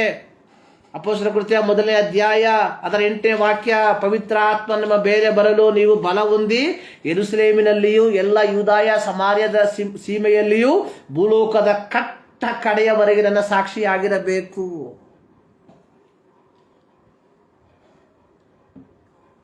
ಪ್ರಿಯರೇ, ಪುನರುತ್ಥಾನ ಹೊಂದಿದ ಯೇಸು ಸ್ವಾಮಿಯನ್ನು ಕಾಲಕಾಲಗಳಲ್ಲಿ ಮುಖಾಮುಖಿಯಾಗಿ ಸಂಧಿಸಿರುವಂತಹ ನಾವುಗಳು, ಅಥವಾ ನಮಗೆ ದೇವರು ಕೊಟ್ಟಿರುವಂತಹ ದೌತ್ಯ ಅನ್ನುವಂಥದ್ದು, ಅಪೊಸ್ತಲರ ಕೃತ್ಯ 9ನೇ ಅಧ್ಯಾಯದಲ್ಲಿ ನಾವು ನೋಡಿದ ರೀತಿಯಲ್ಲಿ ಅನ್ಯ ಜನರಿಗೂ ಅರಸುಗಳಿಗೂ ಇಸ್ರಾಯೇಲರಿಗೂ ನನ್ನ ಹೆಸರನ್ನು ತಿಳಿಸುವಂತಹ ಸಾಧನವಾಗುವುದಕ್ಕಾಗಿ ಆ ದೌತ್ಯವನ್ನು ನಾವು ನಿರ್ವಹಿಸುತ್ತಿದ್ದೇವಾ? ಕಳೆದ ವಾರ ಪುನರುತ್ಥಾನದ ದಿನವನ್ನು ಆಚರಣೆ ಮಾಡಿದ್ವಿ. ಈಸ್ಟರ್ ಆದಂತಹ ಮೊದಲನೇ ಭಾನುವಾರ ಇವತ್ತು. ಇನ್ನು ಇದೇ ರೀತಿ ಮುಂದಕ್ಕೆ ಹೋಗಿ ನೆಕ್ಸ್ಟ್ ಮತ್ತೆ ನಾವು ಕ್ರಿಸ್ಮಸ್ ಆಚರಣೆಗೆ ನಾವು ಸೀಮಿತವಾಗಿ ನಮ್ಮ ಕ್ರೈಸ್ತತ್ವ ಕೇವಲ ಕ್ರಿಸ್ಮಸ್ ಆಚರಣೆಗೆ, ಗುಡ್ ಫ್ರೈಡೆ ಆಚರಣೆಗೆ, ಈಸ್ಟರ್ ಆಚರಣೆಗೆ ಮಾತ್ರ ಸೀಮಿತವಾಗದೆ ಯೇಸುವಿನ ಜನನದ ಉದ್ದೇಶ, ಯೇಸುವಿನ ಸೇವೆಯ ಉದ್ದೇಶ, ಯೇಸುವಿನ ಮರಣದ ಉದ್ದೇಶ, ನಮ್ಮ ದೌತ್ಯ ಏನೆಂಬುದನ್ನು ನಾವು ಅರ್ಥ ಮಾಡಿಕೊಂಡು ನಮ್ಮ ಜೀವಿತದ ಅಂತ್ಯದವರೆಗೆ ಈ ಕ್ರಿಸ್ತನ ಸಾಕ್ಷಿಗಳಾಗಿ ಜೀವಿಸಬೇಕಾಗಿರುವಂಥದ್ದಾಗಿದೆ. ಇದೇ ನಿತ್ಯವಾದಂತಹ ಯಥಾರ್ಥವಾದಂತಹ ಒಂದು ಕ್ರೈಸ್ತತ್ವ. ಸೊ ಈ ಪ್ರಕಾರವಾಗಿ ನಾವು ಜೀವಿಸುತ್ತಿದ್ದೇವಾ ಎಂಬ ಪ್ರಶ್ನೆಯನ್ನ ನಮಗೆ ನಾವೇ ಕೇಳಿಕೊಳ್ಳುವ. ಈ ಮುಂಜಾನೆಯಲ್ಲಿ ಸರ್ವಶಕ್ತನಾದ ದೇವರು ಈ ಮಾತುಗಳ ಮೂಲಕ ನಿಮ್ಮನ್ನ ಆಶೀರ್ವದಿಸಲಿ. ಪ್ರಾರ್ಥನೆ ಮಾಡುವ. ಸರ್ವಶಕ್ತನಾದ ದೇವರೇ, ಮತ್ತು ನಾವರ್ತಿ ನಿಮ್ಮ ಸನ್ನಿಧಾನಕ್ಕೆ ನಾವು ಸೇರಿ ಬರ್ತಾ ಇದ್ದೇವೆ. ಹೌದು ಕರ್ತನೆ, ಪುನರುತ್ಥಾನ ಹೊಂದಿದಂತಹ ನಿನ್ನನ್ನ ಕರ್ತನೆ ಮುಖಾಮುಖಿಯಾಗಿ ನೀನು ಕೊಟ್ಟಂತಹ ದೌತ್ಯವನ್ನ ಏನೆಂಬುದಾಗಿ ಗ್ರಹಿಸಿ ತಮ್ಮ ಜೀವಿತವನ್ನು ಕ್ರಮಪಡಿಸಿದಂತಹ ಶಿಷ್ಯರ ರೀತಿಯಲ್ಲಿ ನಾವು ನಮ್ಮ ಜೀವಿತವನ್ನು ಕ್ರಮಪಡಿಸಿಕೊಳ್ಳುವಂತೆ ನಮ್ಮ ಜೀವಿತದಲ್ಲಿ ಕೃಪೆ ಮಾಡಿ. ಈ ಮುಂಜಾನೆಯಲ್ಲಿ ದೇವರ ವಾಕ್ಯವನ್ನು ಕೇಳಿರುವಂತಹ ಪ್ರತಿಯೊಬ್ಬರನ್ನು ನಿಮ್ಮ ಕರಗಳಿಗೆ ಸಮರ್ಪಿಸ್ತಾ ಇದ್ದೇನೆ. ಆಶೀರ್ವದಿಸು, ನಿನ್ನ ಕೃಪೆಯಲ್ಲಿ ತುಂಬಿಸು. ಪ್ರಾರ್ಥನೆಗಳಿಗಾಗಿ ಸ್ತೋತ್ರ. ಯೇಸು ಕ್ರಿಸ್ತನ ಬುದ್ಧ ನಾಮದಲ್ಲಿ ಬೇಡುತ್ತೇವೆ ನಮ್ಮ ಪ್ರೀತಿಯ ತಂದೆ. ನಮ್ಮ ಕರ್ತನಾದ ಯೇಸು ಕ್ರಿಸ್ತನ ಕೃಪೆ, ತಂದೆಯಾದ ದೇವರ ಪ್ರೀತಿ, ಪವಿತ್ರಾತ್ಮನ ನ್ಯೂನತೆ ನಮ್ಮೆಲ್ಲರ ಸಂಗಡ ಇಂದಿರಿದು ಸದಾ ಕಾಲವನ್ನೇ ಆಗಿರಲಿ. ಆಮೇಲೆ ಈ ಮುಂಜಾನೆಯಲ್ಲಿ ಸರ್ವಶಕ್ತನಾದ ದೇವರು ನಿಮ್ಮೆಲ್ಲರನ್ನ ಧಾರಾಳವಾಗಿ ಆಶೀರ್ವದಿಸಲಿ.